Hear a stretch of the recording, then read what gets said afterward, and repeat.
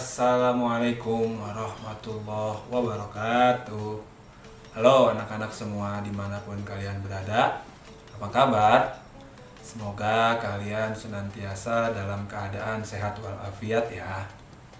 Oke, anak-anakku dimanapun kalian berada, pada hari ini, itu hari Rabu, insya Allah kita akan memulai pelajaran fikih di semester yang kedua.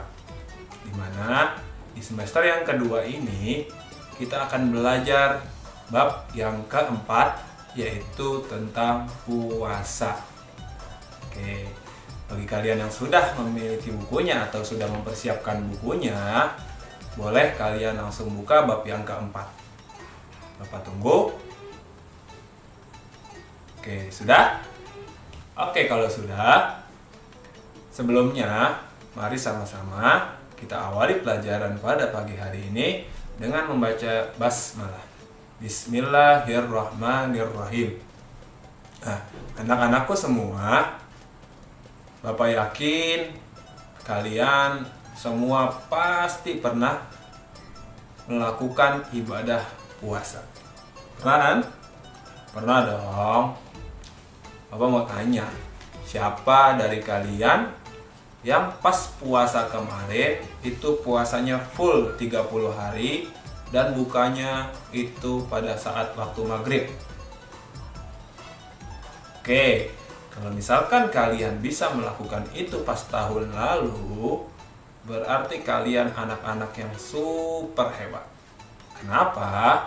Karena walaupun kalian usianya belum dewasa, tapi kalian sudah bisa melakukan suatu ibadah yang bagi orang dewasa pun itu sulit untuk dilakukan. Tapi kalian bisa, dan itu menandakan kalian adalah anak-anak yang hebat luar biasa. Tepuk tangan buat kalian. Nah, anak-anakku sekalian dimanapun kalian berada, puasa. Siapa yang tahu puasa adalah rukun Islam yang keberapa? Berapa? Iya, puasa adalah rukun Islam yang keempat.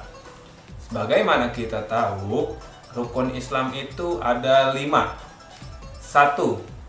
Mengucap 2 kalimat syahadat. Yang kedua, mendirikan sholat 5 waktu. Yang ketiga, membayar zakat fitrah. Yang keempat, melaksanakan puasa Ramadan. Dan yang kelima, melaksanakan ibadah haji bila mampu.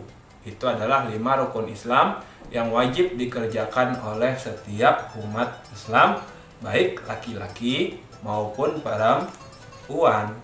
Nah, anak-anakku semua, tadi kita sudah sebutkan puasa adalah rukun Islam yang keempat. Pak, kapan sih awal mula kita diperintahkan puasa? Jadi, puasa itu Allah perintahkan kepada Nabi Muhammad untuk dilaksanakan, yaitu pada tahun kedua Hijriyah. Berapa? Tahun kedua Hijriyah. Pada tahun kedua Hijriyah, Allah perintahkan kepada Nabi Muhammad untuk memerintah kaum muslim melaksanakan ibadah puasa Ramadan. Pak, tahun kedua Hijriyah maksudnya apa?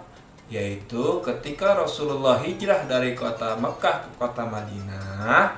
Ketika Rasul sudah menetap 2 tahun di kota Madinah, maka turun perintah Allah untuk melaksanakan ibadah puasa Ramadan. Lalu, perintah Allah Subhanahu wa Ta'ala tersebut terdapat di dalam Al-Quran, surat Al-Baqarah ayat 183. Nah, mari sama-sama kita perhatikan surat Al-Baqarah ayat 183. A'udzu billahi minasy syaithanir rajim. Bismillahirrahmanirrahim. Ya ayyuhalladzina amanu kutiba alaikumus siyamu kama kutiba alal ladzina min qablikum la'allakum tattaqun. Shadaqallahul azim. Yang artinya, hai orang-orang yang beriman, diwajibkan atas kamu berpuasa di bulan Ramadan sebagaimana telah diwajibkan atas umat sebelum kamu, agar kamu menjadi orang yang bertakwa. Quran Surat Al-Baqarah ayat 183. Jadi di dalam ayat tersebut Allah jelas-jelas memerintahkan, diwajibkan, artinya wajib hukumnya. Kalau seandainya tidak dikerjakan, maka orang yang tidak mengerjakan puasa tersebut akan mendapatkan dosa dari Allah Subhanahu wa Ta'ala.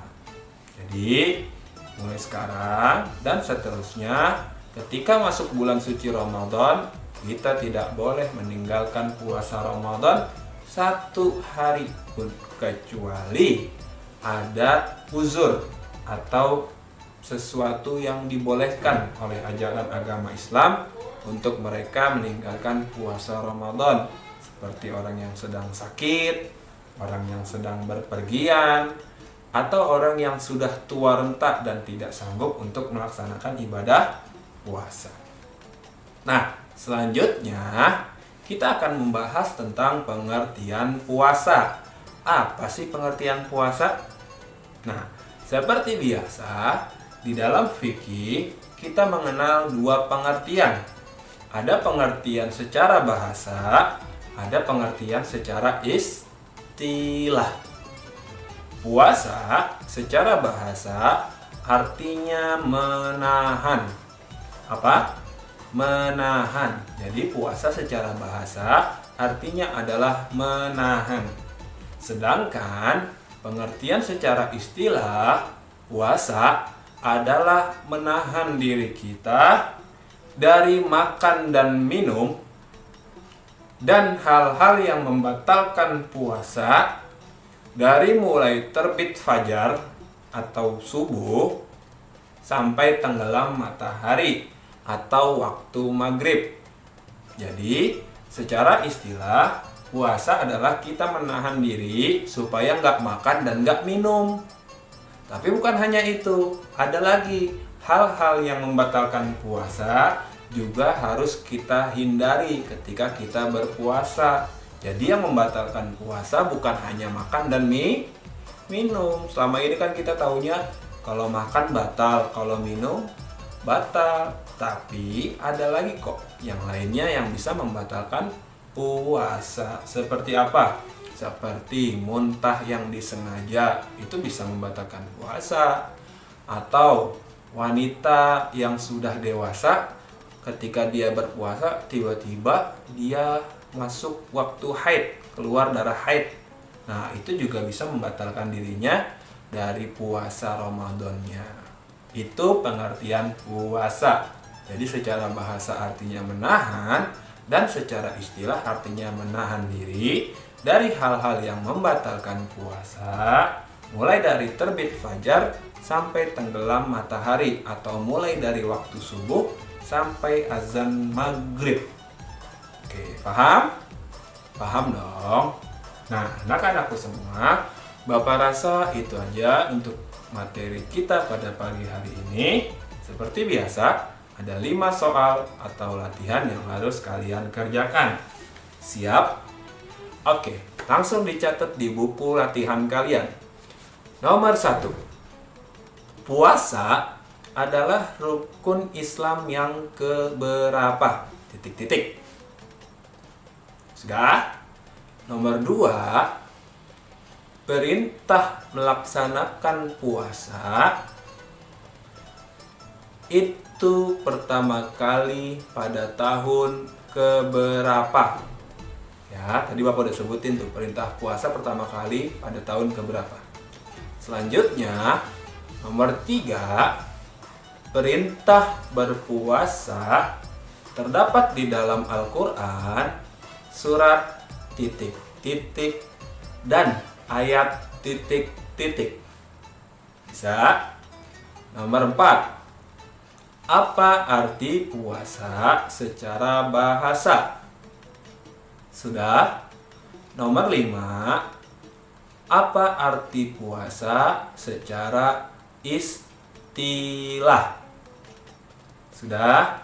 Itu 5 latihan yang harus kalian kerjakan. Selanjutnya ada tugas tambahan dari Bapak. Tahun lalu itu anak-anak kelas 3-nya, mereka Bapak kasih tugas untuk menghafal perintah puasa di dalam Al-Quran atau Quran surat Al-Baqarah ayat 183. Tadi tuh ayat yang Bapak baca tadi itu loh. Nah, itu Bapak minta mereka menghafalkannya dan mereka bisa, sehingga Bapak yakin kalian juga pasti bisa kalau misalkan Bapak minta kalian menghafalkan surat Al-Baqarah ayat 183. Bisa kan? Bisa dong. Pak, kita nggak bisa kalau satu hari harus ngapalin segitu banyaknya. Oke, tenang. Bapak kasih waktu kalian 7 hari. Minggu depan kalian buat video hafalan kalian, kemudian kalian kirim ke Bapak. Pak, ayat Qur'annya aja? Enggak dong. Ayat Qur'annya plus artinya. Jadi tugas hafalannya menghafal surat Al-Baqarah ayat 183 dan juga artinya. Bisa? Bisa dong. Kalian kan anak yang hebat luar biasa. Oke, itu aja materi kita pada pagi hari ini. Ingat pesan Bapak, stay safe and keep healthy. Oke? Dah, kurang lebihnya Bapak mohon maaf. Wassalamualaikum warahmatullahi wabarakatuh.